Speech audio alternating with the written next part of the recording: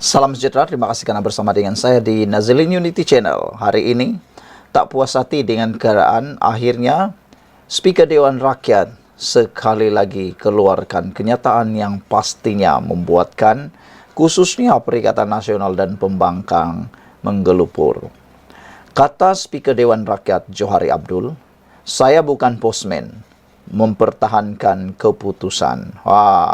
Setelah dihantam teruk oleh Parti Bersatu, Parti Perikatan Nasional, Gabungan Perikatan Nasional, Johari Abdul akhirnya bertindak balas memberikan jawaban yang pada pendapat netizen tepat pada waktunya.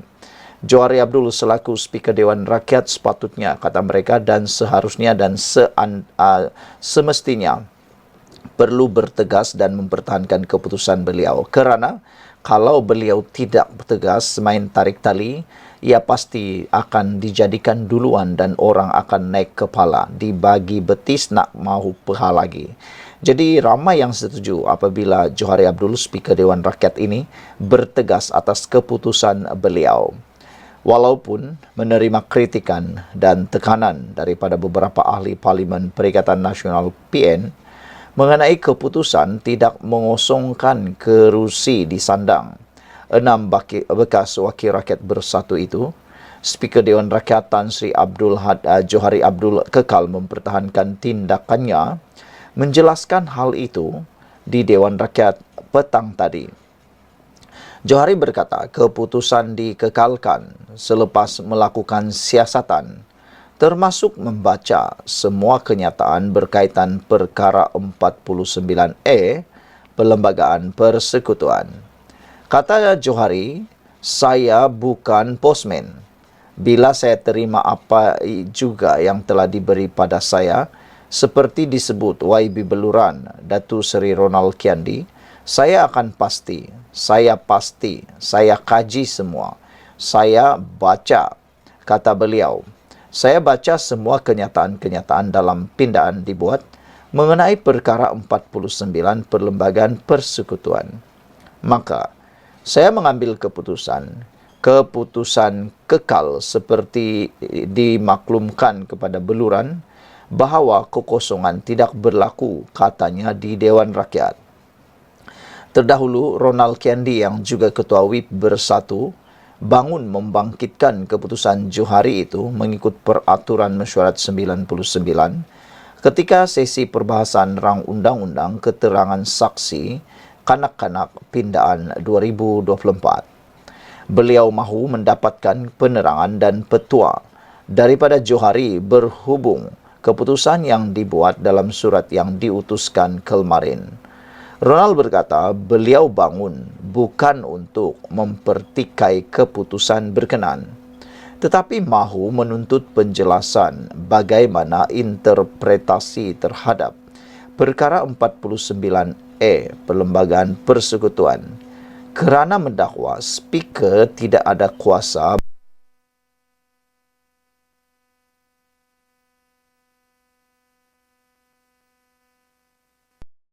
Perlembagaan Persekutuan dalam kurungan A tidak memberi kuasa kepada Tan Sri Speaker selain daripada untuk memastikan kekosongan dan bukan untuk membuat keputusan, kata Ronald Kiandi.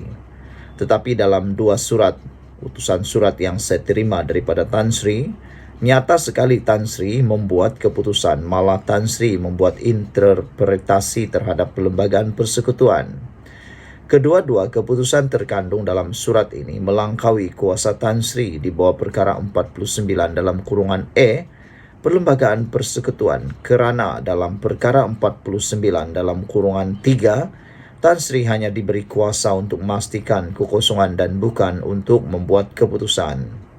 Ketua WIP Perikatan Nasional PN Datu Sri Taqiyuddin Hasan pula berkata, mengikut Perlembagaan Persekutuan, kuasa untuk membuat interpretasi terhadap perlembagaan itu dan mana-mana perlembagaan persatuan atau pertubuhan ada bidang kuasa Mahkamah Persekutuan. Beliau turut merujuk penjelasan yang diberi bahagian hal ehwal undang-undang mengenai tindakan tidak ikut keputusan parti menyebabkan ahli bersatu terhenti keanggotaan berdasarkan perlembagaan parti tersebut. Maka ahli tersebut dianggap telah bertukar parti dan lalu perlu mengosongkan kerusi mereka. Satu lagi contoh, sekiranya ahli Dewan Rakyat mempunyai prinsip bertentangan dengan prinsip parti, menyebabkan keanggotaannya digugurkan disebabkan pelembagaan parti tersebut, maka berhenti menjadi ahli dan perlu bertukar kerusinya, kata beliau. Ketua Pembangkang pula, Datuk Seri Hamzah Zainuddin pula menyokong keputusan Speaker Dewan Undangan Negeri Kelantan yang mengisytihar kekosongan di Dewan Undangan Negeri Nenggiri.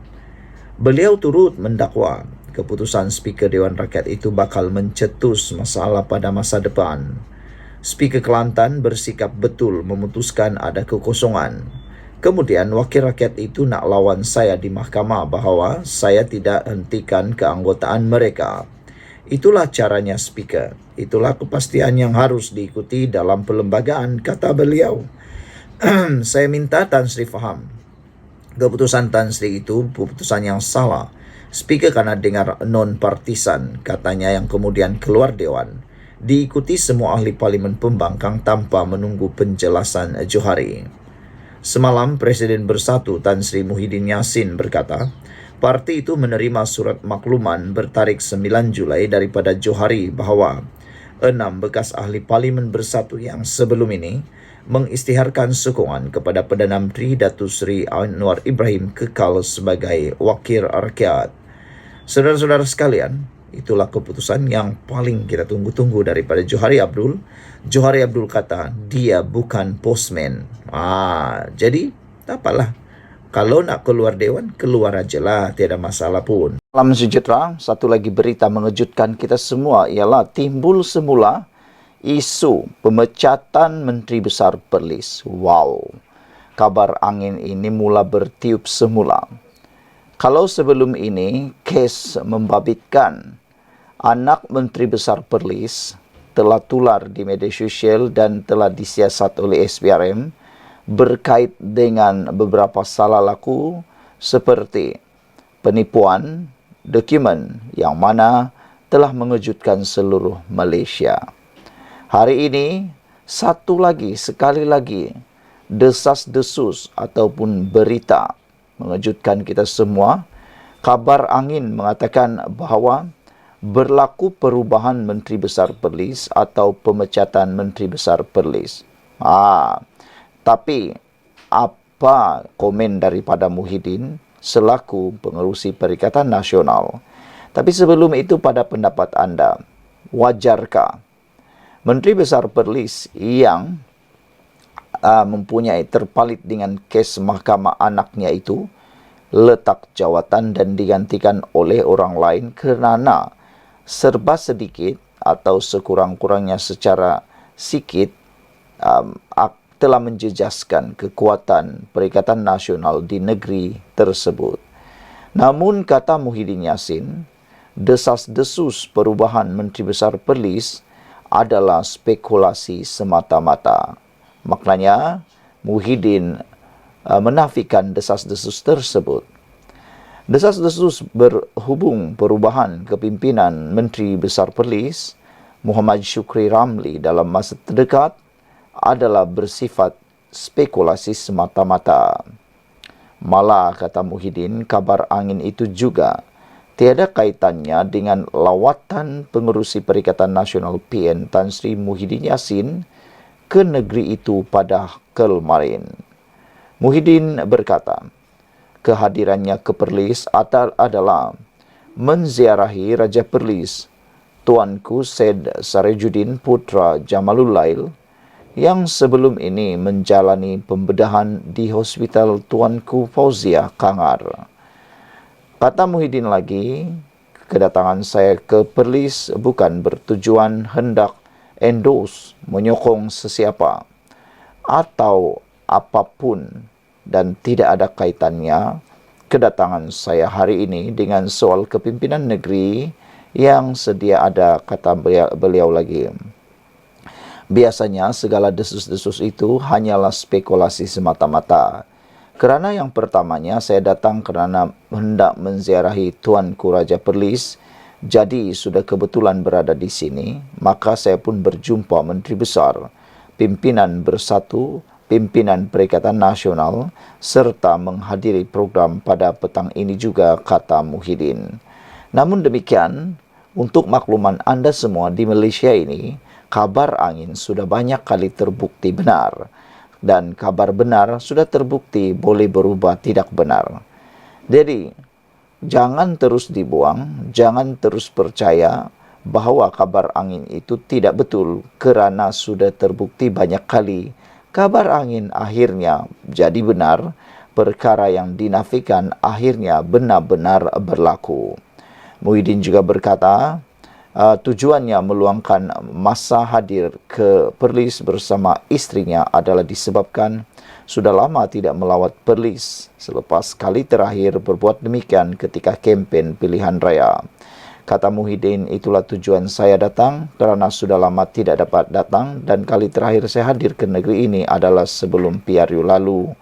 Jika tidak ada perubahan apa-apa pun yang berlaku, jadi tiada perubahan dalam kepimpinan negeri ini kerana saya tahu Perlis sudah pun ada kerajaan negeri sendiri, sudah ada menteri besar, kata beliau lagi. Sekian dulu untuk kali ini, jangan lupa tinggalkan komen anda, tekan butang subscribe. Bye-bye. Salam sejahtera, terima kasih kerana bersama dengan saya di Nazilin Unity Channel. Selepas Parti Bersatu menerima kekalahan memalukan di Parlimen semalam, iaitu apabila Speaker Dewan Rakyat mengesahkan kerusi 6 bekas ahli Parlimen Bersatu tidak dikosongkan, walaupun sudah diwar-warkan oleh kepimpinan Parti Perikatan Nasional, Gabungan Perikatan Nasional, kononnya mereka yakin 6 kerusi ahli Parlimen itu akan dikosongkan. Namun demikian, alasan Speaker Dewan Rakyat bahawa Perlembagaan Parti Bersatu bertentangan dengan Perlembagaan Persekutuan itu satu berita pertama yang sangat-sangat buruk untuk Parti Bersatu dan memalukan. Bagaimana Perlembagaan Persekutuan boleh bercanggah dengan Perlembagaan Parti Bersatu? Dan tentunya ia satu berita yang tidak menggembirakan sama sekali. Mereka mengharapkan adanya pilihan raya, tetapi nampaknya Speaker Dewan Rakyat tidak bersetuju dengan pendapat mereka dan telah membuat tafsiran yang lebih tepat. Hari ini satu lagi berita buruk diterima oleh Perikatan Nasional, iaitu sangkaan mereka terutamanya Azmin Ali dan desakan Azmin Ali supaya kerusi Selat Kelang di Dewan Undangan Negeri Selangor dikosongkan oleh Speaker Dewan Rakyat, Dewan Negeri, rupa-rupanya tidak kesampaian. Ianya sebenarnya tidak dikosongkan. Kerusi Selat Kelang tidak dikosongkan. Tiada kekosongan luar jangka kerusi Dewan Undangan Negeri Selat Kelang yang disandang Datuk Abdul Rashid Ash'ari, Umum Speaker Dewan Undangan Negeri Selangor, Lau Wen San. Kata Lau, pemberhentian keahlian Adun Selat Kelang dalam Bersatu didapati sebagai satu pemecatan terancang di bawah operasi perkara LXVA 2 dalam kurungan C Perlembagaan Negeri Selangor. Notis dan bukti dari Yang Berhormat Hulu Kelang, Datuk Seri Mohammed Azmin Ali tidak memenuhi beban pembuktian yang diperlukan untuk membuktikan yang sebaliknya. Dengan ini, saya mengisytiharkan bahawa kerusi Dewan Undangan Negeri Selat Kelang tidak dikosongkan, katanya pada sidang Dewan Undangan Negeri Selangor hari ini. Bulan lepas, media melaporkan Azmin telah menghantar notis pengosongan kerusi kepada Speaker Dewan Undangan Negeri susulan pemecatan keahlian Rashid daripada Bersatu. Ia susulan tindakan Rashid yang juga bekas Ketua Pimpinan Bersatu Selangor mengisytihar sokongannya kepada kepimpinan Menteri Besar Selangor, Datuk Seri Amiruddin Syari pada Mac yang lalu. Sementara itu, Speaker berkata, berdasarkan semakannya termasuk dalam Fasal 10 dan Fasal 22 Perlembagaan Bersatu, tiada bukti dokumen yang membuktikan Perlembagaan parti tersebut berkuat kuasa secara retrospektif, yaitu sebelum 1 April 2024. Tindakan Abdul Rashid yang menyokong kepimpinan Datuk Seri Amiruddin Syari dalam kempen pilihan raya PRK Kuala Kubu Baru pada Mei lalu bukanlah satu maklumat pertama. Situasi ini adalah peristiwa yang berasal daripada kedudukannya pada 6 Mac lalu dan berlaku sebelum pindaan Perlembagaan Bersatu berkuat kuasa oleh pendaftar pertubuhan pada tarikh 1 April lalu, katanya lagi. Sekian dulu untuk kali ini. Jangan lupa tinggalkan komen Anda. Bye-bye. Salam sejahtera. Terima kasih karena bersama dengan saya di Nazlin Unity Channel. Akhirnya, Speaker Dewan Rakyat telah pun menyatakan sebab beliau mengambil keputusan mengekalkan 6 ahli parlimen bersatu sebagai ahli parlimen bebas. Walaupun tidak disukai, walaupun sukar ditelan, pahit ditelan, dan menyakitkan hati Parti Bersatu khususnya, itu keputusan muktamad beliau. Jadi ikuti terus punca akibat mengapa Speaker Dewan Rakyat tidak mengosongkan kerusi itu. Hari ini, kata Speaker Dewan Rakyat, Johari Abdul, beliau kata, sebab beliau tidak memecat, tidak mengosongkan kerusi itu ialah Perlembagaan Bersatu bertentangan dengan Perlembagaan Persekutuan, katanya. Jadi Anda harus faham. Di Malaysia ini, peraturan ataupun perlembagaan paling tertinggi di Malaysia yang tak boleh dilanggar oleh negeri pun, apalagi hanya peraturan atau perlembagaan parti, ialah Perlembagaan Persekutuan. Perlembagaan Persekutuan jauh lebih tinggi berbanding perlembagaan parti. Perlembagaan Parti Bersatu itu hanya secubit daripada perlembagaan yang ada di Malaysia. Jadi, apabila Speaker Dewan Rakyat, Johari Abdul, mengatakan bahawa Perlembagaan Bersatu bertentangan dengan Perlembagaan Persekutuan, itu adalah muktamad. Yang Dipertua Dewan Rakyat, Tan Sri Johari Abdul, mendapati arahan-arahan di bawah pasal 10.5 Perlembagaan Bersatu adalah bertentangan dengan Perlembagaan Persekutuan. Beliau berkata, Perlembagaan Bersatu menafikan hak 5 ahli parlimen bekas ahli parti itu sebagaimana termaktub di bawah Perlembagaan Persekutuan. Peraturan-peraturan Majlis Mesyuarat Dewan Rakyat serta Akta Majlis Parlimen Keistimewaan dan Kuasa 1952 yang menjamin hak keistimewaan, kebebasan bercakap, berbahas dan mengundi kepada 5 ahli parlimen berkenan. Perkara itu terkandung dalam surat yang Dipertua Dewan Rakyat kepada Ketua WIP Bersatu Datuk Seri Ronald Kiandi pada 9 Julai lepas. Bagi memberitahu mengenai keputusan terhadap notis permakluman kekosongan kerusi 5 ahli parlimen menurut perkara 49E Perlembagaan Persekutuan berikutan, keahlian mereka dalam parti itu telah dihentikan. Salinan surat itu juga ditujukan kepada 5 ahli parlimen berkaitan, iaitu Datuk Syed Abu Hussein Hafiz Zaid Abdul Fasal, Zahari Kecik, Muhammad Aziz Abu Naim, Datuk Iskandar Zulkarnain dan juga Datuk Dr. Zulkafli Hanafi. Berkenan dengan surat permohonan oleh Bersatu kepada kelima-lima ahli Dewan Rakyat kembali ke kerusi pembangkang di Dewan Rakyat, saya mendapati, kata beliau, sehingga hari ini mereka masih duduk di blok pembangkang. Justru itu saya mendapati dan memutuskan bahawa tidak berlaku kekosongan kerusi di bawah perkara 49 dalam kurungan kurungan 1 Perlembagaan Persekutuan, kata Johari menerusi surat berkenaan. Dalam mempertimbangkan notis Ronald Kiandi itu, Johari berkata, beliau telah merujuk beberapa dokumen berkaitan seperti penyata jawatan kuasa pilihan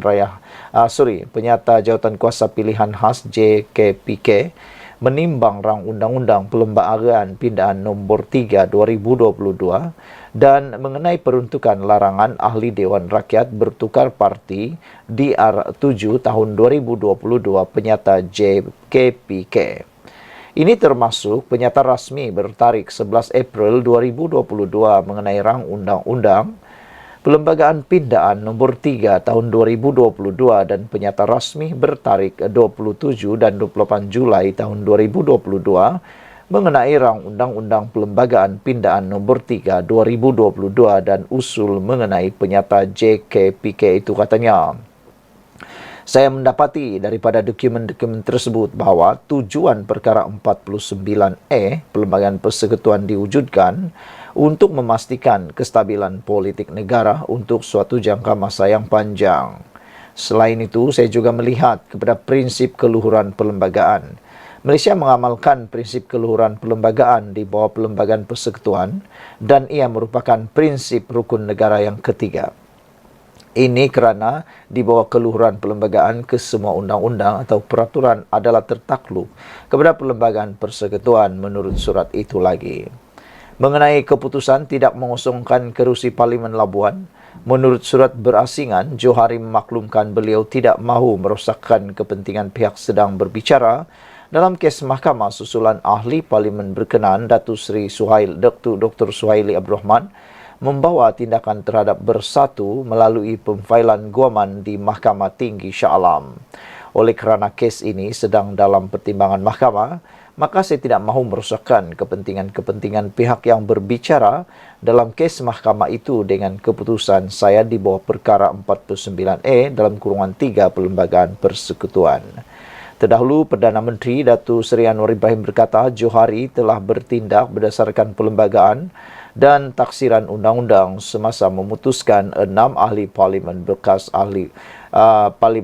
ahli Bersatu kekal sebagai wakil rakyat. Semalam Presiden Bersatu Tan Sri Muhyiddin Yassin mengesahkan parti itu menerima surat daripada Johari pada lewat petang Selasa lepas yang menyatakan tidak berlaku kekosongan di bawah perkara 49E Perlembagaan Persekutuan untuk 6 kerusi Parlimen bekas ahli Bersatu yang menyatakan sokongan kepada Perdana Menteri. Sekian untuk kali ini. Jangan lupa tinggalkan komen anda, tekan butang subscribe. Bye-bye. Salam sejahtera. Terima kasih kerana bersama dengan saya di Nazilin Unity Channel. Saudara-saudara sekalian, ini satu pendedahan paling hebat daripada Anwar Ibrahim berkait dengan 6 ahli Parlimen Bersatu yang telah pun dipecat dan masih kekal sebagai ahli Parlimen. Yang paling rugi ialah Parti Bersatu. Sudahlah mereka pecat, hilang 6 kerusi Parlimen, hilang lagi mereka pula hilang kerusi. Hilang 6 ahli Parlimen, hilang pula 6 kerusi. Bayangkan begitu besarnya kerugian yang ditanggung oleh Parti Bersatu. Ada netizen kata, itulah hukum karma yang diterima oleh Parti Bersatu ketika mereka mengkhianati Pakatan Harapan pada tahun 2018 apabila menumbangkan kerajaan Pakatan Harapan melalui langkah Sheraton.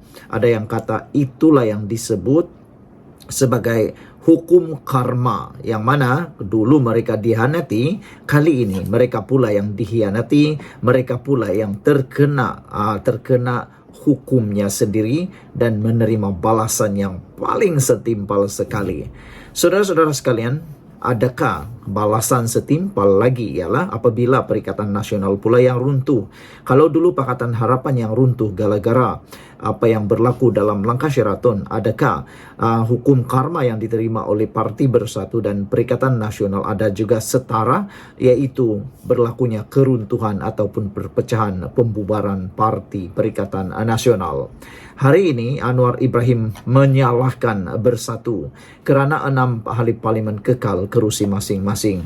Anwar Ibrahim tidak menyalahkan sesiapa. Anwar Ibrahim tidak menyalahkan 6 ahli Parlimen itu. Dia juga tidak menyalahkan Speaker Dewan Rakyat, tidak juga menyalahkan Parlimen, tidak juga mau menyalahkan undang-undang. Tetapi Anwar Ibrahim kata, ini antara sebab disebabkan bertanggungjawabnya Bersatu atas kesilapan mereka sendiri. Apa ceritanya? Kata Anwar Ibrahim, Bersatu sendiri, kata Anwar Ibrahim, turut bertanggungjawab sehingga 6 ahli Parlimen yang sebelum ini menjadi ahli parti itu kekal dengan kerusi masing-masing walaupun kini menyokong kerajaan. Ditemui media di Kuala Lumpur pada hari ini, Perdana Menteri Anwar Ibrahim menjelaskan semasa akta anti lompat parti digubal di Parlimen dulu, Wakil Rakyat Bersatu, Wakil Bersatu sendiri yang menolak peruntukan mengenai seseorang yang dipecat parti akan kehilangan kerusi.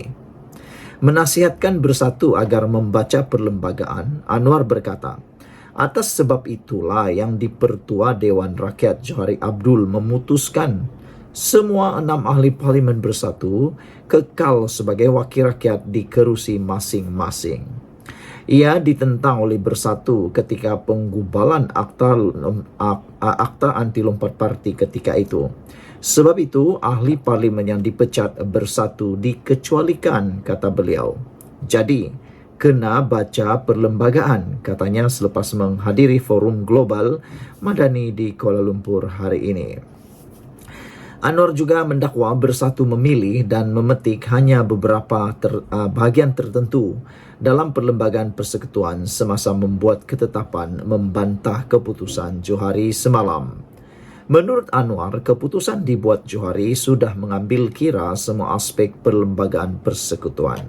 Semasa menolak cubaan Bersatu mengosongkan 6 kerusi parlimen terbabit, Johari berhujah peruntukan dalam perlembagaan parti itu bertentangan dengan perlembagaan persekutuan yang terkait hak ahli parlimen mempunyai kebebasan untuk bersuara, berdebat dan mengundi. Beberapa komen daripada netizen tentang isu ini adalah ada yang kata ini yang paling terbaik. Apabila jangan salahkan siapa-siapa, salahkan diri sendiri. Ada juga yang kata sejak bila kata dia sejak bila pula mereka lompat parti. Mereka cuma sokong Perdana Menteri, kata Black Hawk. Mereka bukannya lompat parti, tapi Bersatulah yang pecat mereka. Jadi sebenarnya tidak pernah mereka lompat parti. Cuma mereka hanya memberi sokongan kepada Anwar Ibrahim. Jadi saudara-saudara sekalian, yang bersalah, kata Anwar Ibrahim, itu semua adalah Bersatu. Nak buat macam mana lagi, kata Black Hawk. Bersatulah yang bantah draft asal akta lompat parti waktu itu. Sebab itu, Bersatu dah ketagi tebuk atap dengan membeli MP. Sekarang, sendirilah mereka melopong, kata Black Hawk. Sebelum kita berpisah, apa pula pendapat anda semua tentang isu ini? Jangan lupa tinggalkan komen anda, tekan butang subscribe. Bye-bye.